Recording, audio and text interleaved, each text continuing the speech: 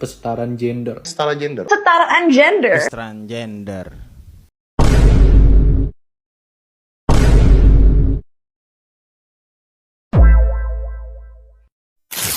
Kesetaraan gender, sebuah konsep yang sering diperjuangkan, tapi juga sering dipertanyakan. Jadi, apakah kesetaraan gender benar-benar ada? Atau hanya sekedar konsep yang sulit diterapkan di dunia nyata?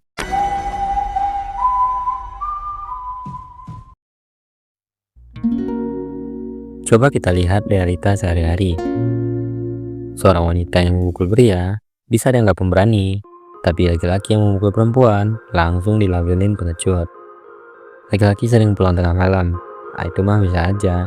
Tapi kalau perempuan, bisa langsung dicap negatif. Kalau kesetaraan gender berarti perlakuan yang benar-benar sama, tanpa membedakan peran laki-laki dan perempuan, ya jelas itu nggak ada. Menurut KBBI, kesetaraan artinya sama dan sebanding. Tapi apakah hal itu berarti laki-laki dan perempuan harus punya peran yang persis sama dalam segala hal? Ya enggak juga.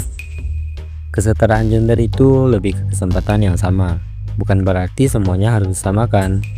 Namun pada kenyataannya masih jauh tuh dari kata setara.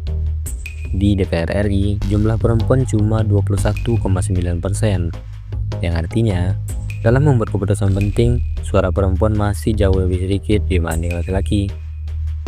Padahal di dunia usaha, 64,5% UMKM justru dikelola perempuan. Tapi kalau soal posisi pemimpin atau pengambilan kebijakan, kalah jauh.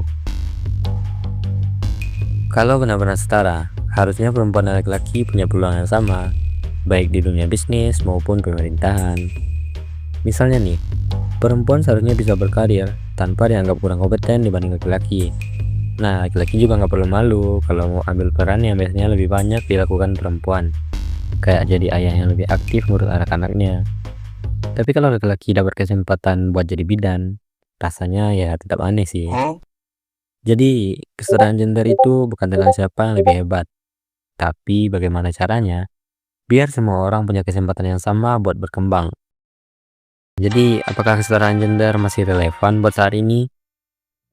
Jawabannya mungkin iya, tapi bukan dalam arti menyamakan laki-laki dan perempuan dalam semua hal, tapi lebih ke menciptakan keseimbangan. Laki-laki dan perempuan bukan ada buat bersaing atau buktiin siapa yang lebih hebat. Justru perbedaan ini ada buat saling melengkapi biar kehidupan kita bisa lebih baik lagi. Jadi kalau ada yang bilang kesetaraan gender itu mitos, nah mungkin pertanyaannya nih yang perlu diubah.